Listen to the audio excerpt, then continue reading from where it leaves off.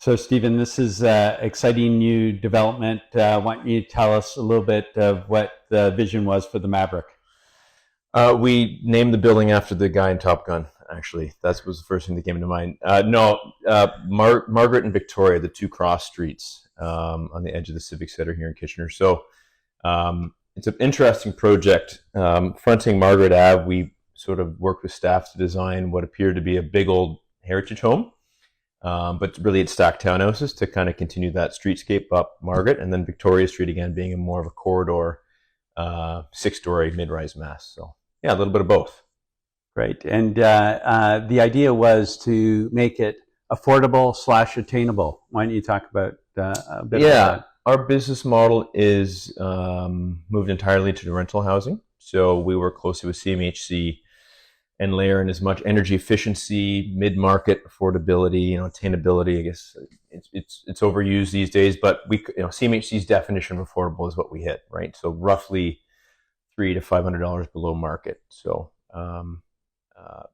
because we own and operate these buildings long term, we're very concerned about operating cost and maintenance and that. So always interested in new innovative technologies to try and reduce our costs and as we operate them long term. So excellent. And then Vive Development's a large landlord here in town, developed a bunch of apartment buildings as well as condos. What are some of the things you did different here at Maverick? Great question. The Trusscore is probably the biggest innovation here. We're really excited to see how these units age. So far, so good. I think I wish we had done more of them, to be honest. Looking at the product, it's got that sort of very calming striated effect on it, which is good. And it was actually the first unit to rent in the building, right? So it's a bit of marketing, it's a bit of durability, all those wonderful things. So as a landlord and property manager and developer, can you talk about some of the larger costs whenever you churn a tenant? Yeah, so historically I've built smaller units. As I've become wiser and grayer, I've built larger units so they turn over less, so people can actually grow. Humans need varying living circumstances as we evolve and age, including myself.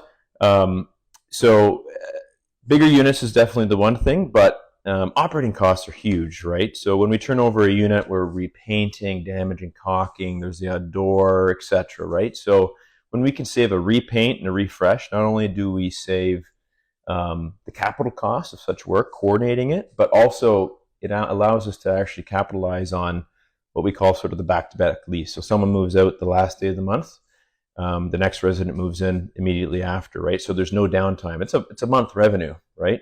Which average rents these days are $2,100. So it's a multiplicative effect of that lost revenue and then the capital cost of repair. So. And do you have a ballpark number of what it generally costs to go from one tenant to another? So $2,500 is the rule of thumb. I would, in being honest, probably closer to $3,500 when we actually looked at it and reviewed our numbers. So it's meaningful. And we ended up doing, I think, 4 units here at the Maverick in Trusscore. Can you tell us how those units have been accepted by the tenants? Yeah, 3 of the 4 are rented. We had one tenant that was about to move in that had a job situation change. That's the only reason it's not been occupied. So, so far so very good. And maybe you could speak to how quickly some of the units went when they were first made available. Good question. So we started leasing this building in the spring. We've got a bit of a recession. People aren't generally moving, whether it's home ownership or rental, so a little slower than what we expected.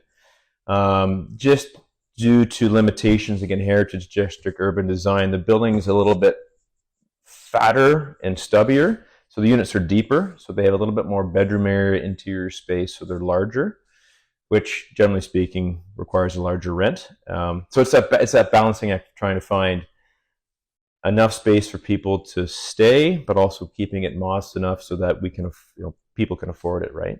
So. And here's what I'm really looking for. Yes. Is that one of the Trusscore units was the very first selected. Yes. It's probably someone you planted, which, to be honest, but no, without a doubt it was. And yeah, that speaks to itself. Yeah, I really want you to say it. Trusscore is the best thing in the planet. It was the very first unit to rent in the building when we hit the market. So that speaks praises of the product. People have spoken. The people have spoken. Trusscore is awesome. Yeah, thank you. And maybe can you speak a little bit about how a developer has to be a little bit more innovative in today's market? Yeah, so I mean, I'll give you an example. So we're tendering a new project across from our old office. You'd think the market is slower right now. It would reflect better construction prices, but our mechanical numbers are way over budget. So then we go back to the budget. And we try to figure out what else can we cut? Can we be more smart about? And so this is a product, Trusscore, that doesn't cost considerably more, but it's going to save on operating costs. So this is like the similar savings as putting a little bit more money into building a more energy efficient building, and you save those operating costs over time, right? And these buildings, they're income producing assets like any business. They're valued based on the income they produce, right? So if the maintenance cost and the turnover cost is less, in theory, they're worth more. So it's about spending the money on not the pizzazz, not the condo marketing, right? In this case, it's about building something that's long lasting. So that's our goal. I love that. And so if you had to talk about the balance between operating costs and upfront costs, how do you look at those two things? Yeah, it's very difficult because these are all 9 times out of 10 long time hold projects. Our financing generally is 10 years from the first construction advance. 10 years is the 10th of a human's life, right? So it's difficult to really project beyond products that last 20 years. Question to you: what's the life cycle of a Trusscore wall system? Yeah. Yeah, our expectation is that the Trusscore Wall and Ceiling Board will outlast the building, and potentially could be moved to your next building. If you've noticed, I don't know if you saw the Tropicana implosion this week in Las Vegas. Heard about it, yeah. It's worth looking at. I was there not that long ago. It looked like new construction by the time they imploded it. They stripped the building down, and I thought, wow, they're building this building really quick. And it's no, this is the building that's going to be imploded. Interesting. And so the idea that you might actually be able to take your wall and ceiling boards with you to your next building. That's wild. Yeah, that's cool. I mean, it's all about. I mean, it's effectively modular construction, right? If you can move it, trying to do as much that's reusable, manufactured off-site. I mean, this primarily is, right? It's much more easy to install, so that time frame is a lot less.